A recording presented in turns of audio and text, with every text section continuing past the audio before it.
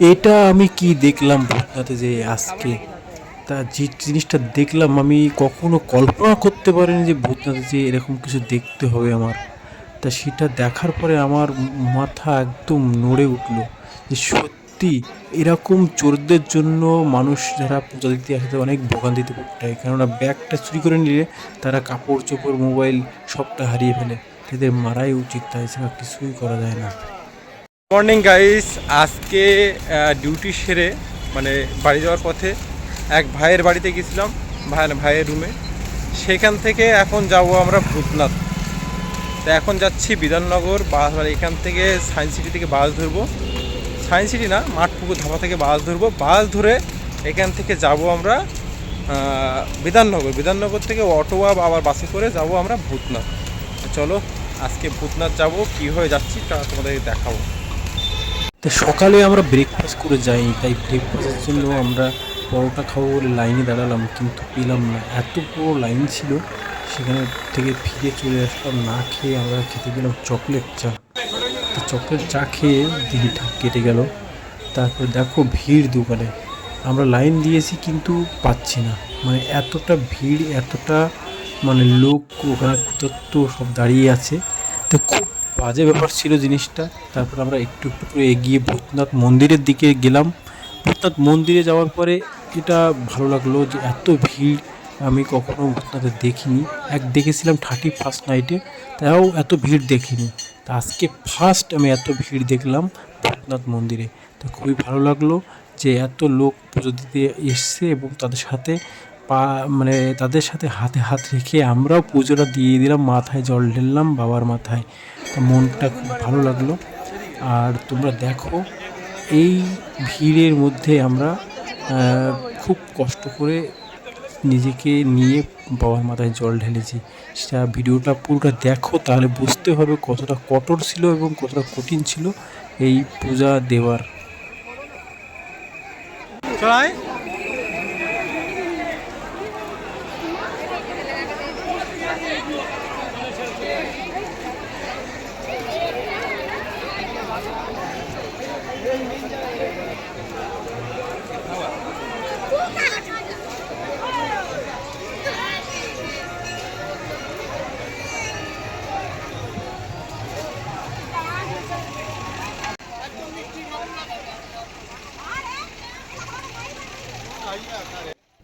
সত্যি অনেক ভিড় হয়েছিল এবং অনেক দূর দূরান্ত থেকে লোক এসেছিল। তা খুবই ভালো লাগছিল, অনেক নতুন নতুন জায়গার লোকের মুখ দেখছিলাম। এবং গঙ্গার ঘাটে যখন গেছি সেখানে দেখলাম স্নান করার একটা মানে ঢল নেমেছে, সবাই তালে তালে স্নান করছে। আমরা ভাবছি কীভাবে স্নান করব। আমরা গামছা নিয়ে গেছি, এত লোকের মাঝে যে এরকমভাবে নামতে হবে গামছা পরে কখনো ভাবিনি। তা আমরা এই যে স্নানের ভিডিওটা তোমাদেরকে পরের ভিডিওতে দেখাবো। তোমরা পরের ভিডিও, যেটা আফটারনুন ভিডিও। গাইস, ভাই পোজ মারছে। হ্যাঁ, সকাল সকাল চলে এসেছি, দেখো আমরা নদীর ধারে, দেখতে পাচ্ছ। আমরা স্নান করবো, এবার স্নান টান করে তারপরে আমরা ভূতনাথে যাবো। আজকে কিন্তু বেশ ভালোই মজা হবে, চলো। তা আমরা কিভাবে স্নান করব সেটা ভেবে পাচ্ছিলাম না, যেহেতু আমরা ভেবেছিলাম যে লোক তেমন হবে না, ভিড় কম হবে, আমরা গামছা পরে টুক করে নেমে স্নানটা করে নিয়ে ঠাকুরের মানে মাথায় জল ঢেলে দেবো। কিন্তু সেটা পসিবল ছিল না, কারণ এত পরিমাণে ভিড় হয়েছে ওই জায়গায়, সেটা খুবই অসম্ভব। মানে গামছা পরে নামাটাই লজ্জাজনক ব্যাপার হয়ে যাবে। তাই আমরা সিদ্ধান্ত নিলাম যে আমরা ব্যাগট্যাগগুলো যে দোকানে আমরা চা খাই, চকলেট চা, সেইখানটায় রেখে দেবো সেই দোকানে।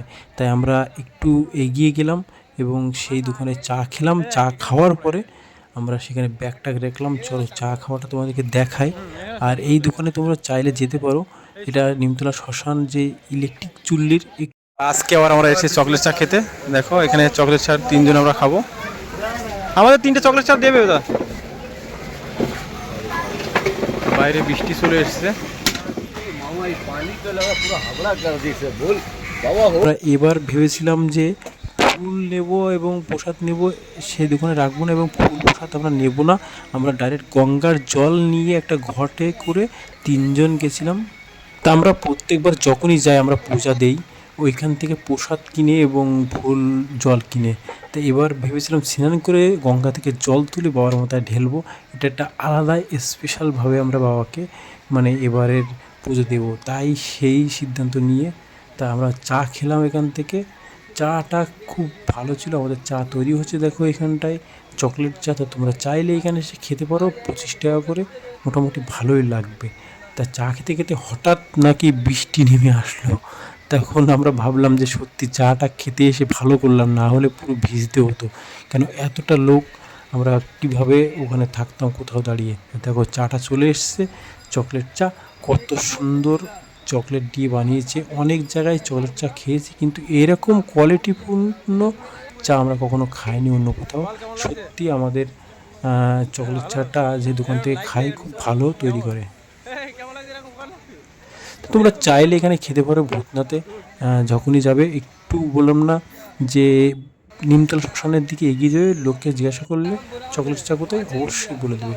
আর যেই চুমুক দিলাম সত্যি সেই আগের যে চকলেট চা খেয়েছি সেরকমই স্বাদ পেলাম। প্রত্যেকবারই যখনই যাই সেই একই স্বাদ পাই, জানি না এরা কীভাবে বানায়। তারপরে বৃষ্টি কমে গেল, সবাই আমরা জুতো এখানে রেখে দিয়ে চলে গেলাম। আর আমি জুতো রাখিনি, তার কারণ আমি এবারে ভেবেছিলাম যে পূজা দেবো না, তাই জুতো রাখিনি। আর ওরা জুতো রেখে ওদেরকে আমি সেভাবে বারবার বুঝিয়ে সুঝিয়ে নিয়ে গেলাম, কিন্তু ঘাটে যেয়ে যেটা হলো, আমাকে ওরা জোর করে স্নান করালো এবং পুজো দিতে বাধ্য করলো। চলো ঘাটে যাওয়া যাক আর দেখো আমাদের ঘাটে যেয়ে কীভাবে আমরা স্নান করি। আগে কি ভিড় ছিল আর এখন তো পুরো ফাঁকা দেখতে পাচ্ছ।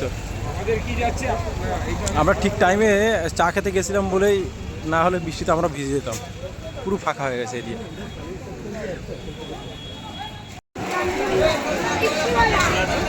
খাবার লেগে যাচ্ছে।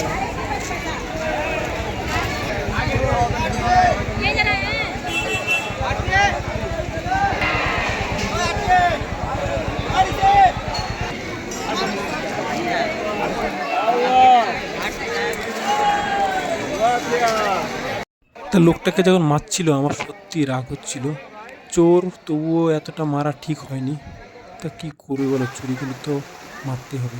আর যখন ঘাটে গেলাম প্রচুর বৃষ্টি চলে আসলো, তাই বৃষ্টির মাঝে আমরা ভিডিওটা এখানে শেষ করলাম, কারণ স্নানের ভিডিওটা এই পর্বে দেখাতে পারছি না, কারণ বৃষ্টির জন্য আমরা অনেকক্ষণ দাঁড়িয়েছিলাম। আর এই যে বিহারি মেয়েরা এসেছিলো বিহার থেকে, তাই ওদের সাথে গল্প করতে করতে বেশ অনেকটা টাইম কেটে গেল। আর আফটারনুন আমাদের যে টাইমটা ছাড়িয়ে গেলো, এই কারণে আফটারনুনের পর্বে ভিডিওটা দেখবে আজ বাদ বাকি। আর এই ঘট কখনো কিনবে না, এই ঘরটা ইউজ করার পরে ওরা ডাস্টবিন থেকে তুলে কিন্তু আবার বিক্রি করছে। তাই তোমরা যখনই বাবার মাথায় ওখানে জল দিতে যাবে এই সময়, মানে শ্রাবণ মাসে, তখন আলাদা করে প্লাস্টিকের ঘট বা কালার, যে ঘটের সুন্দর কালার আছে সেই ঘরটিকে কিনবে। তা ভিডিওটা কেমন লাগলো অবশ্যই কমেন্ট করে জানাবে। ভিডিওর কথাগুলো একটু মানে অন্যরকম হতে পারে, যেহেতু এরকম বাড়িতে এসে পরবর্তীতে ভয়েস কখনো দিয়ে আমি ভিডিও করিনি। আমার ভিডিও সব বেশিরভাগ থাকে মানে লাইভ কথা বলি আমি, তাই এটা একটু অন্যরকম করার চেষ্টা করছিলাম। জানি এলোমেলো হয়ে গেছে, তা তোমরা একটু বুঝে নিও। আর ভিডিওটা কেমন লাগলো কমেন্ট করে জানাতে ভুলবে না।